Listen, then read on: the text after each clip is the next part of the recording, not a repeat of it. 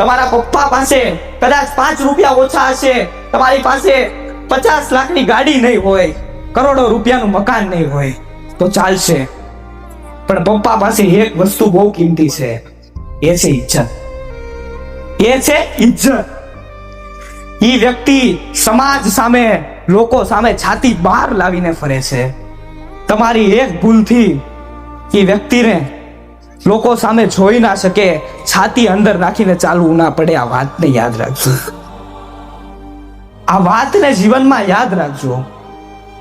એ વ્યક્તિને જો દુનિયા સામે નજરે નજર મિલાવીને બધી વાત કરી શકતો હોય, જો એ વ્યક્તિ બધી વાત નીચે જોઈને ચાલવું પડે તો દુનિયામાં તમે જે વ્યક્તિના સંતાન છો એને નીચું જોવું પડે તો દુનિયામાં તમે ક્યારેય સુખી ના થાઓ. તમારી ભૂલ એક દિવસની હશે, પણ એના મેણા ટોણા તમારો પરિવાર વર્ષો સુધી સાંભળશે.